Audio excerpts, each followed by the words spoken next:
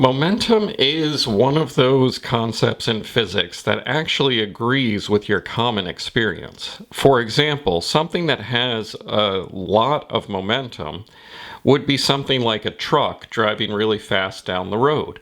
Well, what are the two parts of that make up its momentum? We know that a truck going very fast has a lot of momentum, but what does it have? It has a lot of mass and it has a lot of velocity. So that's what momentum is. It's nothing more than mass times velocity.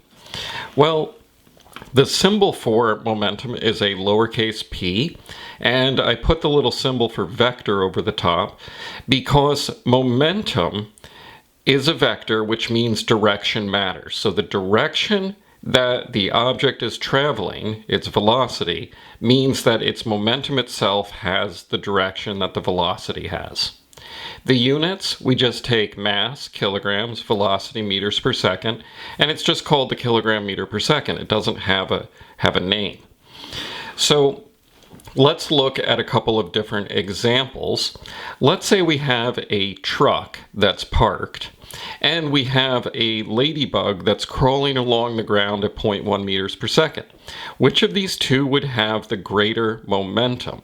Now, the truck has a great amount of mass, but because it's parked, its velocity is zero. So its momentum, even though it has more inertia, its momentum is zero. So the ladybug would have more momentum in this case. Let's say we had two runners that had equal mass, but one is running faster. Well, if they have equal mass, but this one's running faster, then this person has more momentum. What about two objects that have equal velocity, but have different masses? So here we have a truck that has a great deal of mass and a little car that doesn't have much. But if they're going at the same velocity, then the truck will have more momentum. But the place where these problems get tricky is when each of the values are different. So for example, we have a truck that's moving at 2,000 or 10 meters per second and has a mass of 2,000 kilograms. The car has a mass of 500 kilograms. How fast would it have to go to have the same momentum as the truck? Well, we know that it would have to be faster, but how much faster? So to do this, we just say that the momentum of the truck has to be equal to the momentum of the car. So we would say mv of the truck equals mv of the car. Well, the truck is 2,000 kilograms, and its velocity is 10 meters per second, and the mass of the car is 500 kilograms, and we're solving for the velocity of the car. And that value comes out to 40 meters per second, which makes sense. It has less mass, so it has to go faster. Conservation of momentum deals with problems where we have collisions, where one object is colliding into another, and maybe they bounce off of each other, or perhaps they stick together. But in either case, the momentum before the collision equals the momentum after the collision, as long as there's no net external forces on the system. So as long as nothing's pushing on the system from the outside, then the momentum before equals the momentum after. And we're going to start out by doing this in one dimension, and then we'll get into two-dimension collisions a little bit later. So we say that the momentum before of the system, okay, so this is the system, that's everything in the system, has to equal the momentum after of the system. Does not say that the parts have to be equal. So the way we write this equation is we say m1v1, the momentum of the first object, plus m2v2, the momentum of the second object, has to be equal to the momentum of the first object plus the momentum of the second object after the collision. Now, it could be a collision. It could also be an explosion. For example, like if we had two blocks with a spring and they went flying apart, or we had a rifle shooting a bullet. The rifle recoils, the bullet goes this way. Okay, those are the same problems. This formula still applies for those. So let's look at this system here. We're ignoring friction. So does the block exert a force on the second block? And the answer is yes, but nothing outside of the system is pushing on it, creating a net external force. So are there net external forces on the system? No. Are there forces on the bodies themselves during the collision? Yes. So we can say P before equals P after because there's no net external forces on the system. So let's go ahead and solve this problem. And what we're going to do is we're going to solve for the velocity after the collision. So let's write out our formula.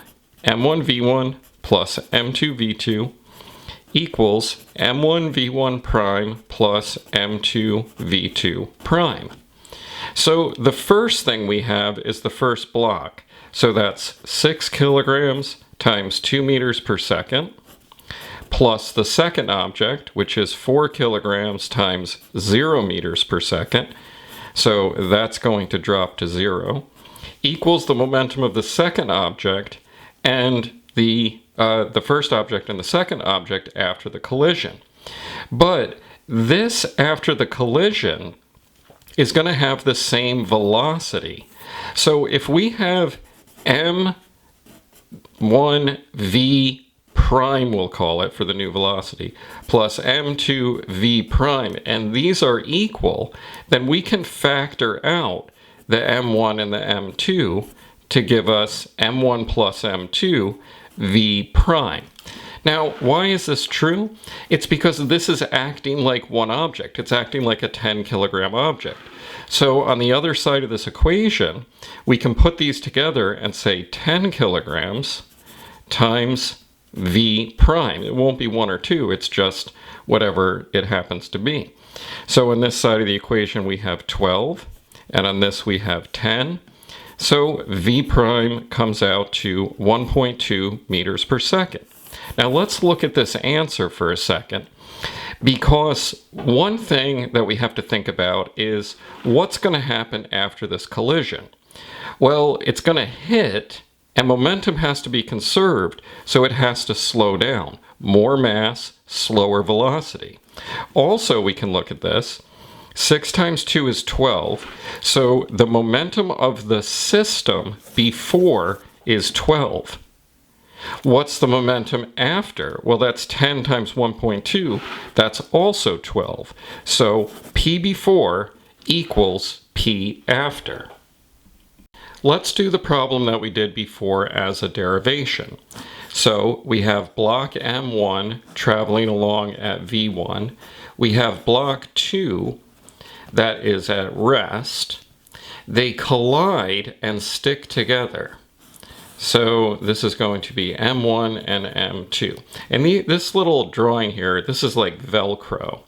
Or sometimes they say clay balls that stick together, but we'll just go with Velcro. So what do we say? We say M1V1 plus M2V2 equals M1V1 prime plus M2V2 prime. So the second object is at rest, so that goes to 0.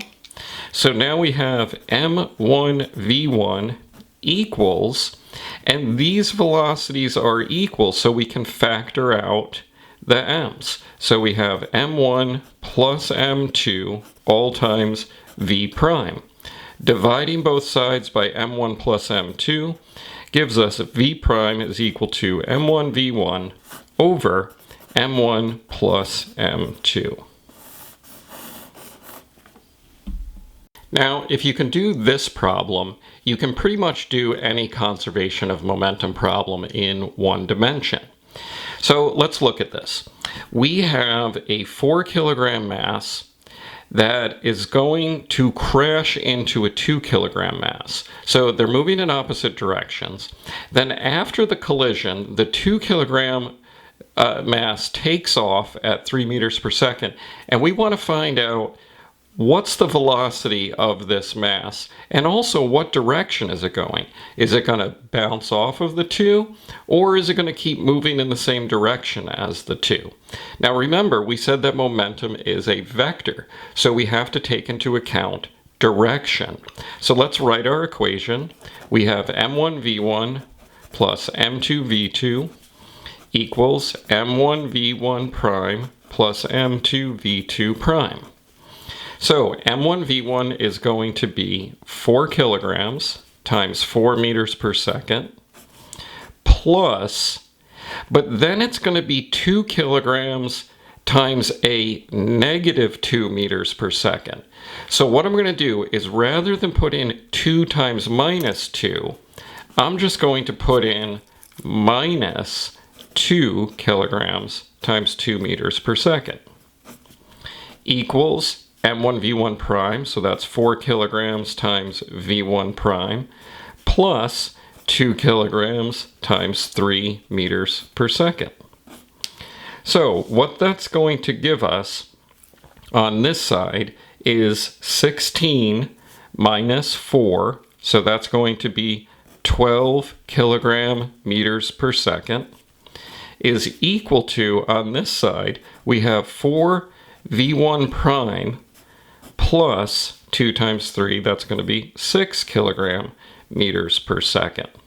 So if we subtract through, that's going to give us 6, and 6 divided by 4 is going to give us v1 prime as 1.5 meters per second. Now notice this came out positive. So what does that tell us? It tells us that this is traveling at 1.5 meters per second to the right. So let's go back and look at the system again. We know that 4 times 1.5 is 6. So this side of the equation is really 6 kilogram meters per second plus 6 kilogram meters per second. So what's the momentum of the system before the collision? 12. What's the momentum of the system after the collision? 12. P before equals P after. We're now going to look at 4 different situations, and we're going to use a formula that you don't need to know, but it's instructive so that you can see what happens. Now, we haven't done the energy unit yet, so you don't have to worry about these terms elastic and inelastic. It has to do with whether energy is conserved, not momentum. But you can think of elastic for now as bouncing. So we're going to have this mass come in and hit this other mass, and it's going to bounce off of it perfectly. Now, we're also going to say that the masses are exactly equal, maybe 10 kilograms and 10 kilograms. This one comes in at V1 initial, and this one's at rest. So the question is, what's going to happen after the collision? Well, there's these formulas here. Again, you don't have to know these, don't worry about these, but let's just look at what they tell us is going to happen. Okay, so V1 final, the final velocity of this, is going to be equal to m1 minus m2. Well, we know that m1 and m2 are equal, so that's going to be 0. So what's the v1 final going to be if all of this is 0? It's going to be 0, so m1 is going to stop. So what's m2 going to do? Well, this formula tells us what the other one will do. So we have 2 times m1, and we know that m1 and m2 are equal, so this becomes 2m1. So 2m1 divided by 2m1 is 1. So the final velocity is equal to the initial velocity of the other object. So what's going to happen? Well, this is important. This one is going to go off at the same speed as the other one came in at. In other words, if the masses are equal, when they collide, the first one will stop and the other one will gain the velocity that the other one had. But what if we have a situation where the collision is with a small mass colliding with a very, very, very large mass? So I wrote this as m2 is much greater than m1. And by saying much greater, we're saying like this is 1 kilogram and this is 100,000, like massive. And this one's just sitting at rest, and this one comes in at V1 initial. Let's look at what the formula says. Well, it's going to be m1 minus m2. Well, this is so small, we can treat it to be like 0, and this is just going to be a really, really big number. So if this is negative, a really, really, really big number, and this is going to be 0 plus a really, really big number, then that's just going to be a really big number minus divided by a really big number positive, which is just going to be a negative velocity. So what does that mean during this collision? It means that m1 is going to bounce off just as if it hit a brick wall, and it's going to bounce off and leave at exactly the same speed that it came in at in the opposite direction. Well, if this is supermassive, what's it going to do? Well, we have 2m1, that's basically 0 because m1 is so tiny. So this becomes 0. In other words, m2 will effectively not move. Let's look at another bouncing problem where this time we have the much more massive block collides with the little tiny block. The little tiny block is at rest and the very large block comes in at V1 initial. Well, in this case, we have a very, very, very massive number for M1. This is effectively 0, and this is a giant number plus 0. So we end up having m1 divided by m1, which just gives us 1. In other words, this block is going to just keep plowing along, and that should make sense. It's not going to slow down much just because it collides with this little tiny object. So its final velocity is going to be equal to the initial velocity originally. But what's the second block going to do? What's block 2 going to do? Well, 2m1, so this is a giant number times 2. m1 is very large, so this is going to be a giant number. And that's so small, it's effectively going to be 0. So we have 2 times a giant number divided by a giant number. So that's going to be 2. So what's this going to do? It's going to move off at double the velocity that the other one came in at. So this one comes in, collides with it. It basically just keeps going, but this one shoots off at double the velocity. What happens in this case, where we have 2 blocks with Velcro, they're approaching each other, they have the same mass and the same velocity. This is kind of surprising because it seems like they would have some momentum in their system. But remember, the momentum of this one would be mv plus, and this one has an equal mass and an equal velocity, but in the opposite direction. So that would be minus mv, giving this a total value of 0. So what are they going to do when they collide? Their final velocity will be 0. They'll just stop. If we have 2 objects collide in an elastic collision, and both of their masses are equal, the first object will come to a stop during the collision, and the second object will gain the velocity that the first object had. If the first object is much, much, much more massive than the second object, then the first object will carry almost all of its velocity. It will slow down a little tiny, tiny bit, and the second object will gain double the velocity of the first object. If the first object is much less massive than the second object, then when it hits the second object, it will rebound with exactly the same velocity that it came in with. The second object will essentially be at rest, although you can see it moves a little bit. If the first object collides and sticks with the second object, then their masses combine, and their combined velocity is less than that of the velocity of the initial particle. Lastly, if we have 2 objects with the same mass and the same velocity, but they're traveling in opposite directions, the momentum of the system is 0, so when they collide and stick together, they stop. These are very common physics questions. So I'm only going to do one type, which is two carts of unequal mass combined by a spring. And what happens is the spring is compressed and then the spring pushes them apart. Now remember, for every force there's an equal and opposite force. So the spring can't push on the 6 any more than the spring pushes on the 4. So these forces are equal and opposite. But that doesn't mean they have to have the same acceleration. They both get the same force, but because this has more inertia, it has a smaller acceleration. This has a smaller inertia, so it has a greater acceleration. So we would expect that this one's going to go faster. Now, this type of problem I think of as an explosion.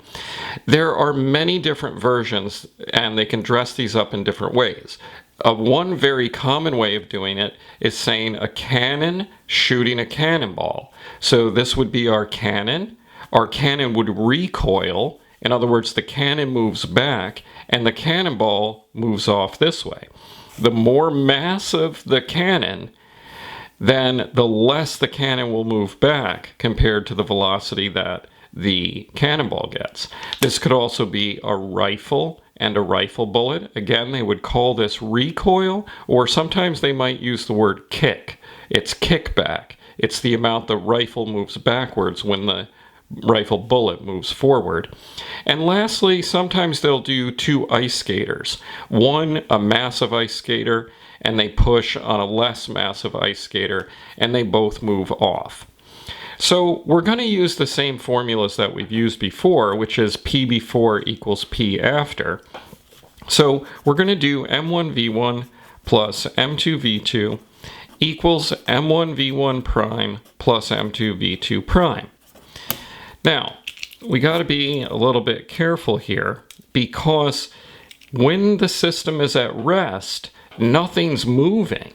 So our first side of the equation is 6 kilograms times 0, because the initial velocity is 0. Then we have 4 kilograms times 0, and that's going to be equal to the other side, which again we have to be careful, because that's 6 kilograms, but 2 meters per second to the left, momentum is a vector, plus 4 kilograms times our v2 prime.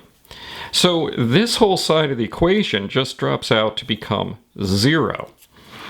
So we have on this side negative 12 plus 4v2 prime, and then bringing the 12 to the other side and dividing through by 4, that's going to give us 3 meters per second. It came out positive. As we would expect, the cart would move to the right at 3 meters per second. So again, we just have to be careful to understand this idea that the momentum of the system before was 0. The momentum of the system after the explosion is also 0. And look at why. What's 4 times negative 3? Positive 3. That's positive 12. And what's 6 times negative 2? That's minus 12. So the right side of the equation is 0, just like the left side. But when you solve these problems, I highly recommend doing a shortcut method, which is to think of it this way. Since they start at 0, that means the momentum of this cart going this way has to be the same as the momentum of this cart this way. In other words, these two momenta have to be equal to each other. They're in opposite directions, but the magnitudes have to be equal. So the shortcut way of doing this is to ignore direction and to just say mv equals mv. And so we can say 6 times 2 equals 4 times v. And that gets us the v of 3 meters per second. Just be careful, because you have to know the directions of your objects.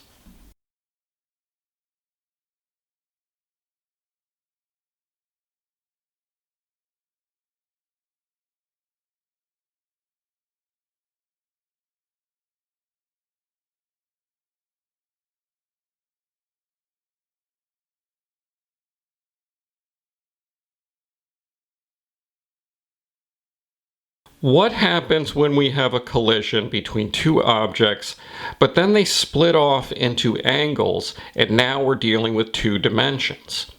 Well, the same rules have to apply. The momentum before the collision has to be equal to the momentum after. But when we start out, what kind of momentum do we have to begin with?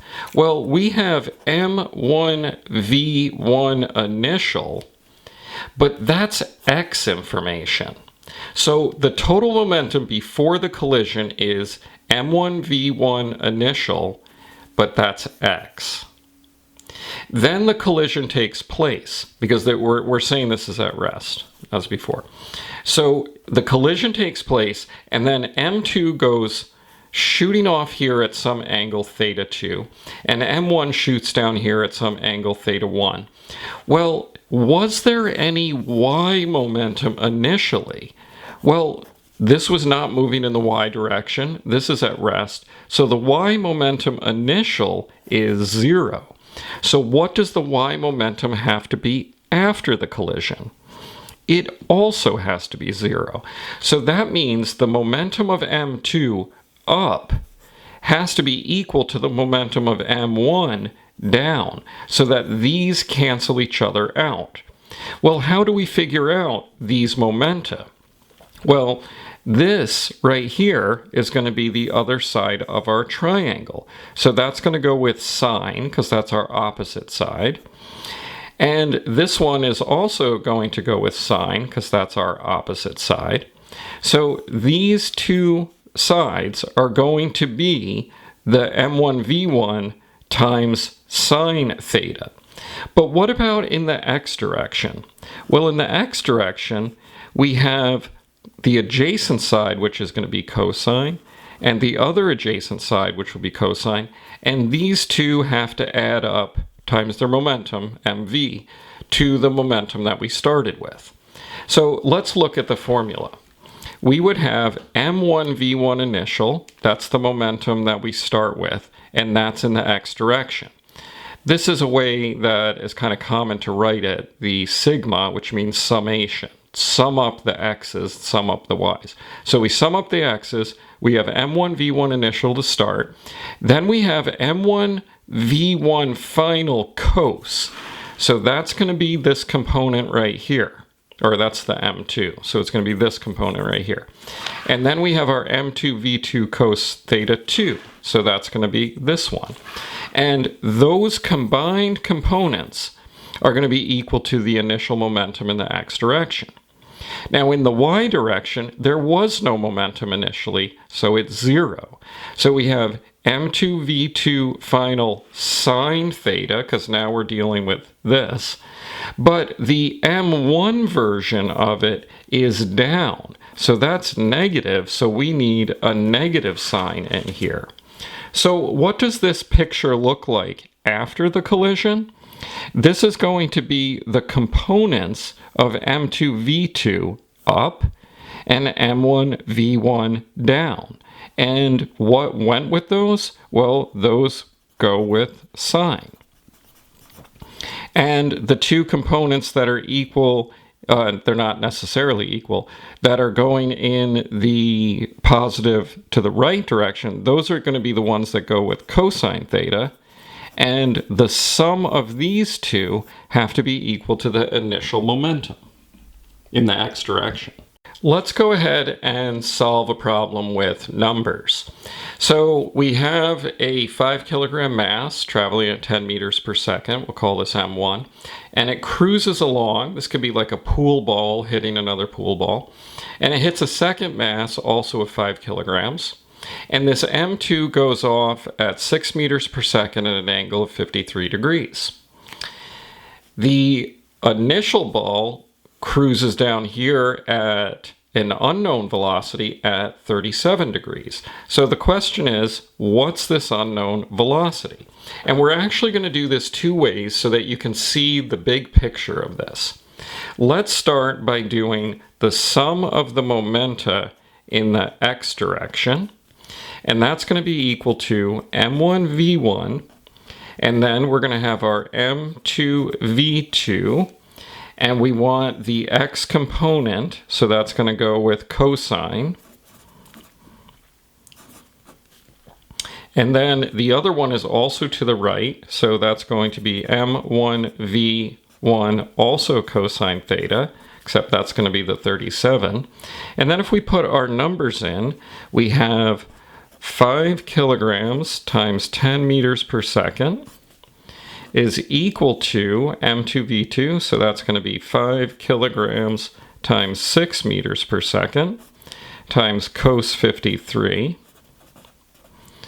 plus 5 kilograms times v unknown, that's what we're solving for, times cos 37. So if we do the math on that, we have 50, and I believe this comes out to 18. And this comes out to plus 4 v1 prime. So that gives us a v of 8 meters per second. But we could have done this another way. We also could have done this in the y direction. And I think it's very important to understand both ways, because they may give you a problem which you can only use one direction, or they only give you enough information to do it in one direction. So that's going to be summing the momenta in the y direction, and that's going to start out as 0. Now, why? Well, because this only has momentum in the x direction. It's not moving up, it's not moving down, and this one's at rest, so it has no y momentum. Then we're going to take the m2v2 sine theta 1, okay, we'll call it sine theta 2, doesn't really matter. And that momenta right here is going to be in the upward direction. So we're going to call that positive. But the second one, our m1v1, that's going to be m1v1 minus sine theta 1. So we put our numbers in, and we have 0 is equal to 5 times 6 times sine of 53 minus 5 times our v unknown times sine of 37.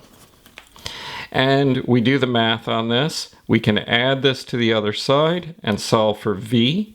And if we do this, we get a v of 8 meters per second. So in this particular problem, we can do this to solve for v by doing either the x or the y direction. But they may not give you enough information to solve for this in the x or the y, or perhaps you'll have to do both equations and solve for one variable.